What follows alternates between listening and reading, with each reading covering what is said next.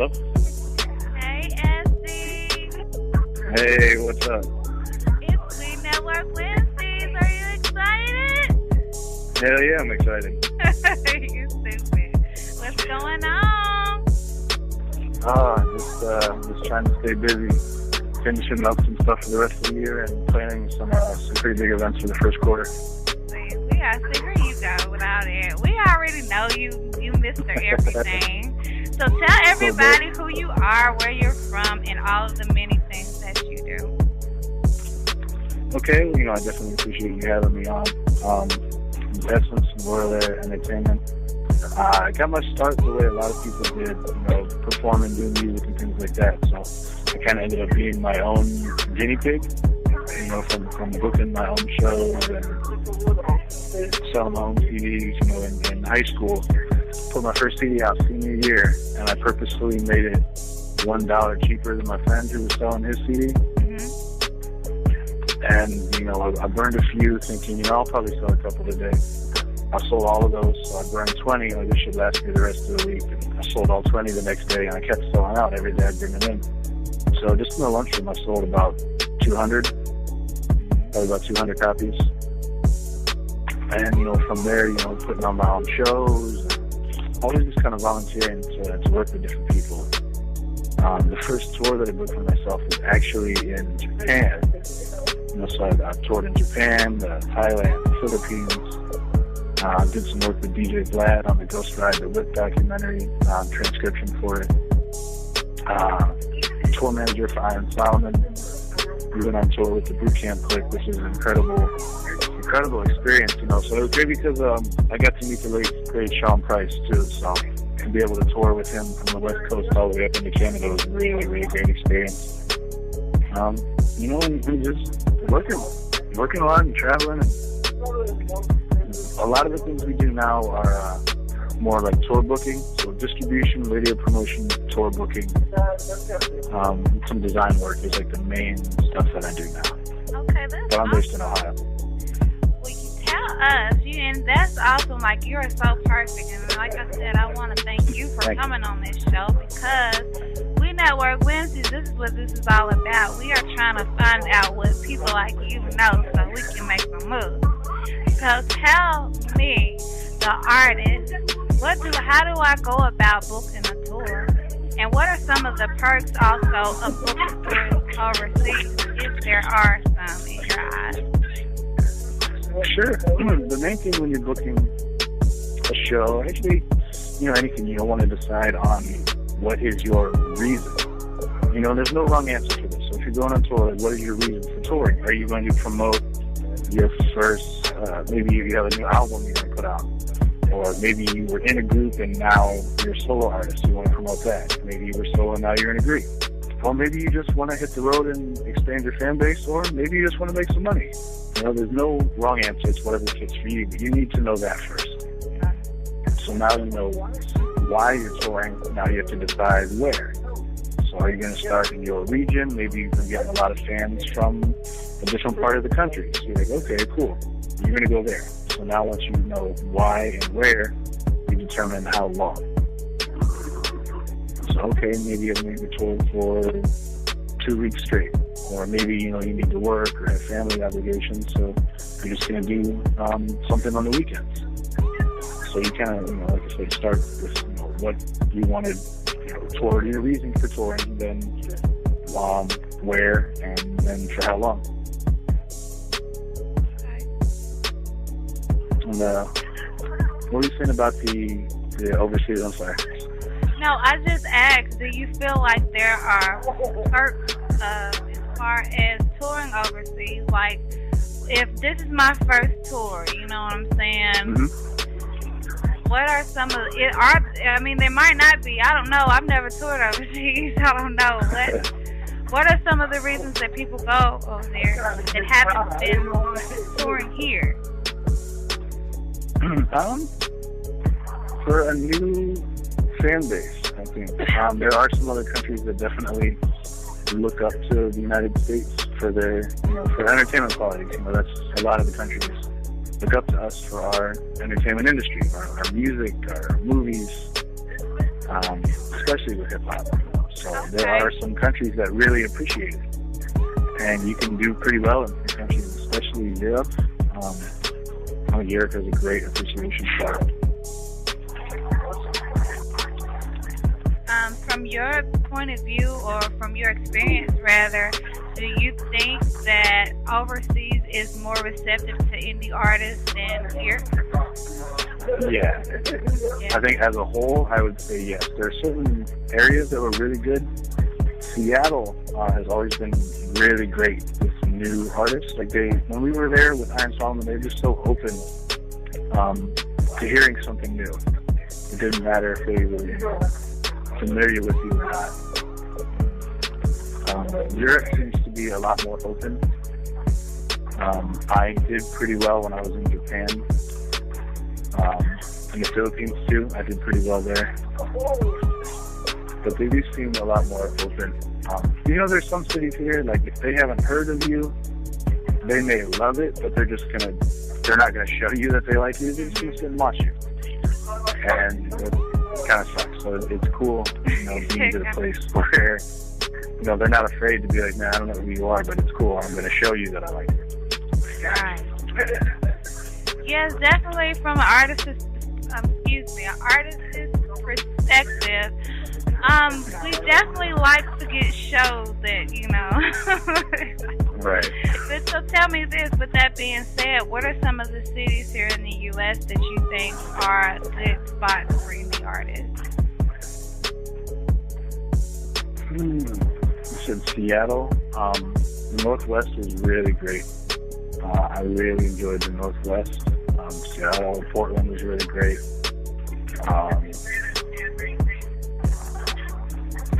There's some places in the Midwest too. I had a lot of fun in Detroit. Some of the bigger cities, like they expect you to be good. So it's not always really easy to get a show or do something in New York. So you got to really prove yourself. But it's really cool. The shows that we did there, they were pretty open to artists that they haven't heard. At least giving people a shot, because there's so many people traveling there. But, just get out there. Get out and hit new markets, and don't be afraid to go to open mics, and don't get too proud. Right. That's so big. I got this many views on my video, or this many people downloaded this, so I'm too good to do something like that. That's the worst attitude that you can have. Do you think that is there a point that people should not do open mics? Because I've always felt like that. Being honest, when I was in my rap, in my artist mind frame, there were things that I didn't want to do because I felt like I had surpassed that. Do you don't think that is the correct attitude to have? Should you always do those type of things until you get signed, or how do you feel about that? I think that, certainly if you're in a market that, if you grew up in, like I'm in Ohio, so if I'm at a point in Cleveland where everybody knows me and I have a fan base of people that come out, I may not need to do those anymore, at least not for Xsposure, I kind of look at some of those when you're at a certain level as, practice. Maybe you have a new song and you want to test it, try a new market or something like that. I think so. But once you reach a certain point, I think you do need to be a little more exclusive in where you go. So it's just, okay, I can see that. So just because I've exceeded or reached the climax to what I can do in my market, that doesn't mean stop doing them. That just means it's time to move to a different market, right? Exactly. So yeah, if everyone knows me up in Cleveland, I don't need to do those anymore. But I can't expect people in Detroit to all come out and support and pay me to perform if I've never been there before. So right. If offers I get are for a promo show or something that may just give me some gas money or something, okay, I think you should be open. Well, I'm definitely rocking with that. It's making me want to go do some shows. So tell me this, are you touring now with any artists? You have any artists that you're working with? I'm actually planning for a few next year. I did a tour. I did 2 tours I booked for an artist named Reverie from LA. Reverie is so dope. So I've been working with her for a little over a year, I'd say, probably about a year. I booked a tour for her in the Midwest in the winter, so we hit Cleveland, Chicago, Detroit, Indianapolis, Milwaukee, St. Louis, Springfield, Illinois, Springfield, Missouri. St. Louis, if I didn't say that. But then the last tour, we did another one where we hit New York, Philly, Boston, Chicago, Cleveland, Akron, Ohio, a few others. So the next one we're touring, we're planning to hit some parts of the South. Okay, come on. So like, want to do Atlanta, I want to do Kentucky, I want to do Miami, Charlotte, North Carolina. So working on that, and I haven't announced it yet, but I might as well announce it with you. I'm getting ready, planning to go back to Japan in February. Yes, late we February, got the exclusive. Yep, exclusive. So we're planning to do that, and I'm really, really excited to do that. And also, I'm booking a few meet and greets for the current Kid Camp and Rich the Kid tour. Okay. Well, that's what's up, and please keep me posted on all of that, because I would love to, especially if you're in the South, I would definitely love to come out and fuck with you. Oh, absolutely. So tell me this, who is Scotty Jack? Scotty is a client of mine. He's from Columbus, Ohio. Okay. And I've been working with him for a while, doing some marketing and promotion things for him.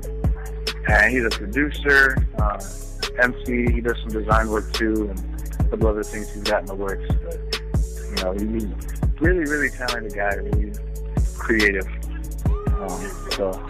Well, definitely, I'm definitely feeling that No Filter record. Cool. Thank you. Yeah. I actually was listening to it on my way home from Louisville yesterday. I was like, hey, this is the shit right here. Awesome. Yeah, I'm really excited to be doing some work with him. Oh, yeah. He got some pretty cool stuff coming. Definitely, y'all got y'all one. So tell me this. I have a budget, and I'm coming to Essince. Well, I mean, you do so much. Like, what if all I had was X amount and this is all I could do? Which one of your services would you recommend for me? What do I need? What's my first step? Well, I would talk to you about what it is exactly you're promoting. So if it's a single, that's, do you have a video for it? Because, people are so visual nowadays. Right. But the very basic answer would be, a combination of being seen, doing some internet promotions, internet radio stations, some blogs, and, getting the video out to people, so maybe setting up a Vivo page for you, submitting it to some of the music video channels. We're actually getting ready to release a Roku channel that we have, Royal Air TV, because I wanted to give some other artists, opportunities. We're always telling people to create a video and not really giving them outlets for it, so I would say that, and there are 2 methods that I'll just briefly go over. There's like a very specific, where you target specific people. And then there's the shotgun method, where you just kind of blast out and hit everybody. I'm kind of against the shotgun method, because it's kind of hard to see who works, and you don't really get to know who your target market is. Right. So if I'm doing something for handing out flyers for a fashion show aimed towards young, like high school age girls, I'm not going to go out and just hand a flyer to everybody, because that won't make sense. I'm reaching out to people who are maybe men in their 50s. Are they going to be interested in a fashion show for high school girls, or something that doesn't fit? So when you go out and kind of like spam and pay some of these companies to just kind of mass tweet and do things like that, you may not actually be hitting the right market. You may be reaching people in other countries who don't even speak English, you know, with some of those companies that makes so much sense. Just kind of add. That makes a lot of sense, and that kind of answers a question that I have as far as e-blast. If I pay somebody to do an e-blast for me, is there a way to know who they are blasting to, or is it hit or miss? It's kind of difficult. Sometimes you will know. I think I'm always kind of skeptical of people who say they have like this huge, silly number of contacts. They go, I'll blast it to, 800,000 industry people. Like, man, the industry's not that big. Like, what kind of people, what kind of people you sending this to? Right. But one thing that I do, I always give reports every week. So I measure social media numbers. I'll measure, say there's a music video that you want me to push. Okay, when I start, this many people viewed the video. You had this many likes or whatever. You had this many followers on Twitter, this many on Instagram. And then once a week, I'll do a follow-up report. I have a spreadsheet. So, okay, maybe your numbers went up this week, maybe they went down, and we can kind of discuss why. Okay. So when you have someone who does an e-blast or something for you, there should be some paperwork. Right. I think there should be, or at least something. Because some of them, it depends. Some of them you pay and they'll just do one blast for you. So just make sure you ask, if someone posts it, how will I know?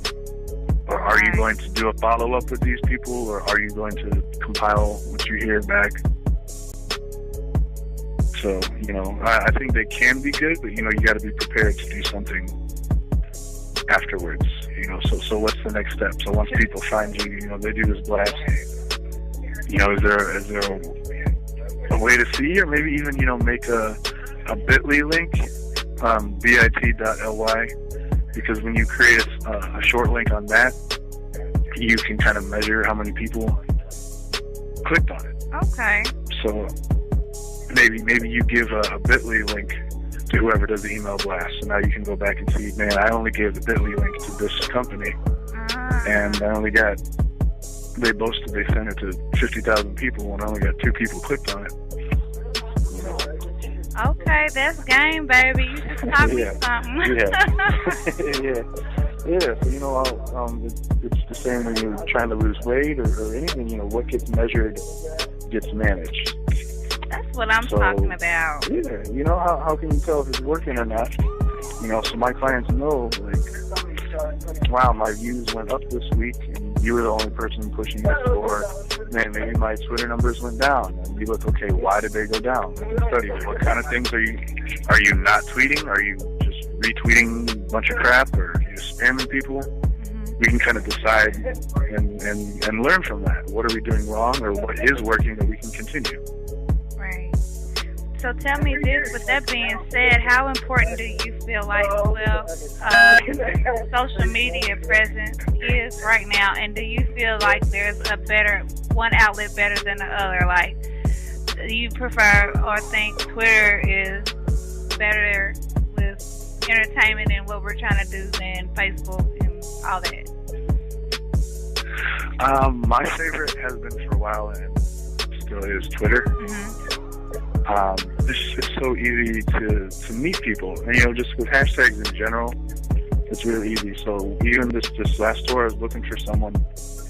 I used hashtags when I couldn't find someone in a certain city. So like I used hashtag Dallas hip hop. If I didn't know anyone in Dallas, then I would go through. Okay, cool. These are the certain people who are really doing something in Dallas. And, so Twitter's great because people you can really do links. Use hashtags and look through hashtags. Yeah, I do. Okay. And that's another way to measure. If you're putting a certain album out, you can click on it and see how other people talking about it. That's why a lot of TV shows use it now, or even pay-per-views. You'll see in the corner hashtag UFC 193 or whatever this last one was. So I think that's great. I think Instagram is very important because remember, the people are visual. Right. People believe what they see. Don't I know? Whether it's good or bad. But it's great because, when you post on Instagram, you can link it to your Twitter, you can link it to your Facebook. True. I think as far as industry people, I think a lot more are on Twitter. Yes. I agree. So I like Twitter. I like Twitter personally, but I'm on Instagram a lot too. Yeah. I was a Twitter head once I figured out how to use it. And I think working with the models kind of got me into Instagram now, dealing with all the right. and stuff. But that brings me to my next question. The conference call is Tuesday night. You gonna miss it? Tell us about ECMD. Oh yeah. I've been working with. Well, first of all, big shout out to Kermit Henderson. Shout out Kermit. Oh yeah, Kermit is awesome. He's got an incredible history in the entertainment industry. Over 200 gold and platinum records. Over 200 #1 hits on Billboard. #1 hits on Billboard. Wow. So he really he's worked with everyone, and he really has so much knowledge and wisdom in the industry that he shares with us. So we co-host the call every other Tuesday. So just call in 9 p.m. Eastern, and we'll usually do like a featured interview, or a few artists will interview, and DJ Punch, our other team member, has a segment just kind of talk about some real industry stuff. So it's a great place to network with people and to learn the business from people who've really been doing some major things for a long time, who like teaching and want to help us. Absolutely. I have been lucky enough to get to catch a few of the calls, and they are very, very informative. Yes, Kermit, I've never met Kermit, but he has been in my life for a long time. He turned me onto the conference calls years ago, and I'm just coming to the point in myself and in my career that I understand how important they are, and absolutely. I really, really, really want everybody, especially on this show, We Network Wednesdays. And I always want to plug it every time I do a show, but my show is Wednesdays and it's Tuesdays and it's always too late. So by it being every other Tuesday, we're going to make sure we get that in. Give them the information, slow and loud. All right, so that's every other Tuesday. So, the call just happened for everyone listening on We Network Wednesdays. So it's 2 weeks from this week. It's the next Tuesday. Okay. And it's at 9 p.m. Eastern time. Okay. And, let me see, I think I remember the number. Is it the same all the time? Yeah, it's the same number. Okay, well then it's 641-715-3660. Is the access pin always the same? Yep. Okay, 372-556. That's it. See, I know. I'll be on my shit. There you go. That's you. Oh yeah, and it's great. It's great. We got a lot of great, artists on it too. We also have a lot of people. It's crazy how many people call in and just listen. And so, we'll have people chime in who, been doing some incredible things, some really I think the last great industry people. The last one I was able to catch was Do or Die. Y'all had Do or Die on there. Awesome. And, yeah. See, thought I was playing. I remember. We got to check out and give some feedback on some of their new music. So that was cool. And they always have somebody on there, a very notable special guest. So you'll be able to get some game and maybe even hear some sneak peeks of some music, because I definitely did. So shout out to Kermit Henderson for that. And thank you so much, Essie, for coming, y'all. I met Essie. How long? When was the SCA Awards.